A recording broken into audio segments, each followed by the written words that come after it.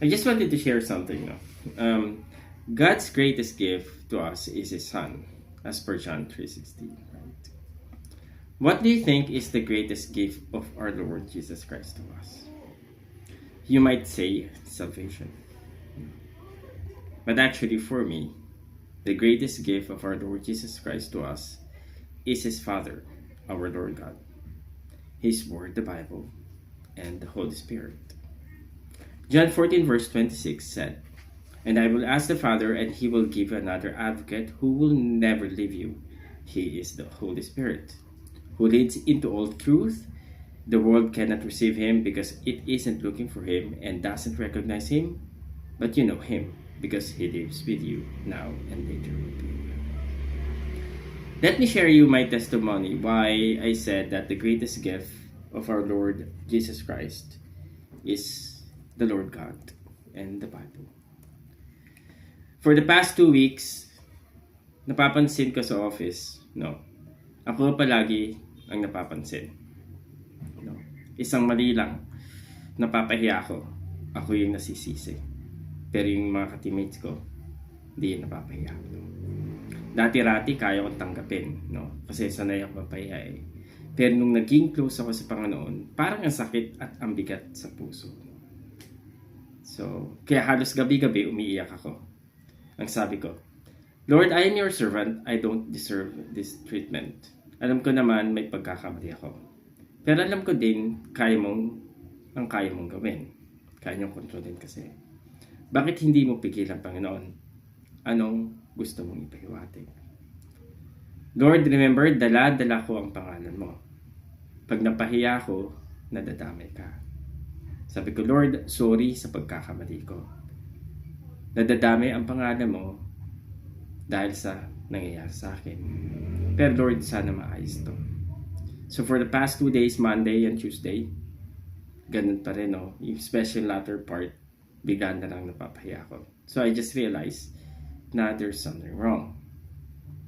So, ang Diyos may gustong pahiwatig.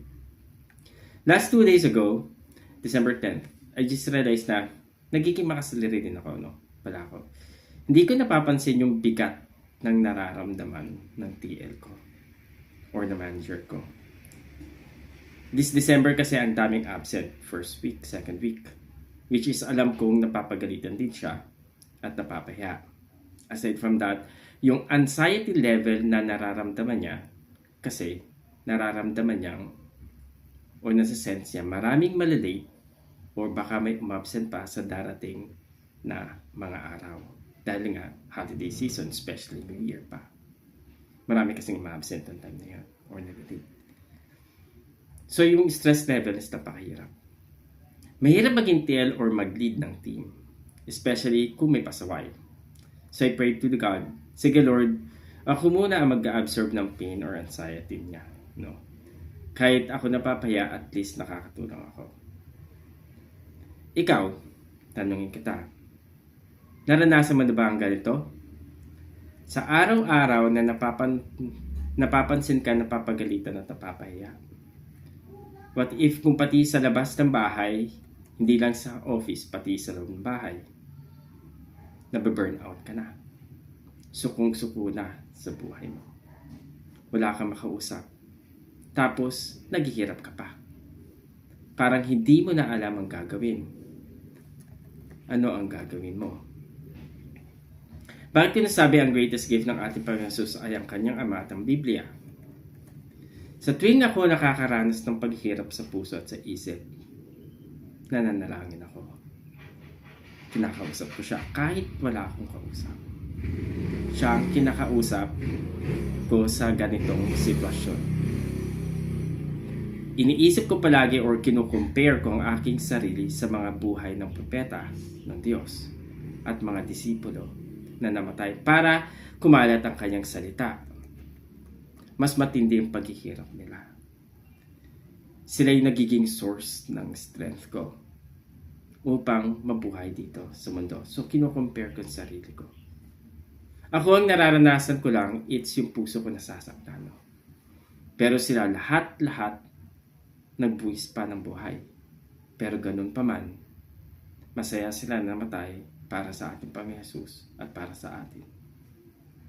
What if kung walang Biblia? Sino ang lalapitan ko? In your darkest hours, wala na kayong magawa. Sino ang lalapitan nyo? Kaya maraming nagpapakamatay kasi iniisip nila wala nang hope. Akala nila pag namatay sila matatapos ang paghihirap nila. Hindi po natatapos ang paghihirap pag namatay ka. The Bible give us hope. Yan ang tatandaan niyo po. Wala kang kausap, pwede mong kausapin ng Diyos. Siya ay nakikinig. Bakit ang Biblia ay naging regalo? I'll give you example for si Zacchaeus. Imagine, gusto niyang magbago.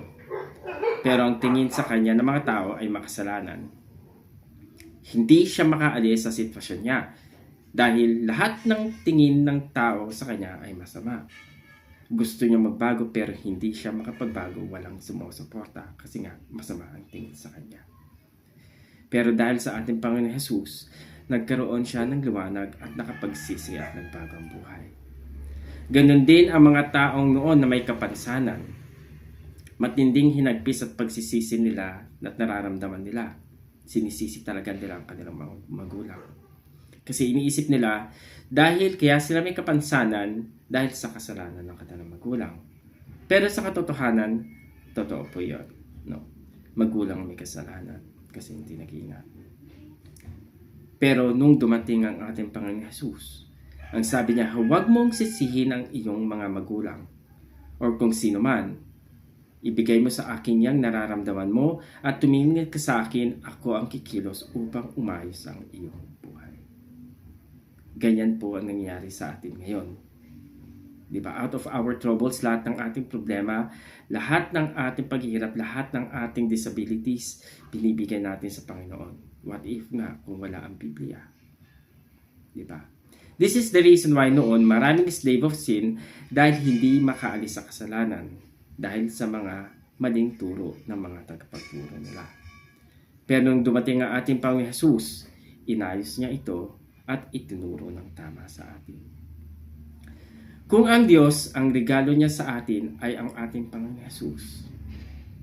Ang ating Panginoon Jesus naman, ang regalo niya sa atin ay ang Diyos Ama. Ang Diyos mismo, ang Biblia. Siyempre, kasama na ang ating banal na Espiritu. Purihin ang Diyos sa araw na to, sa kanyang ginawa, sa kanyang salta. Kaya nga sabi nga sa John chapter 17 verse 1, after Jesus said this, he looked toward heaven and prayed, Father, the hour has come, glorify your Son, that your Son may glorify you. Salamat.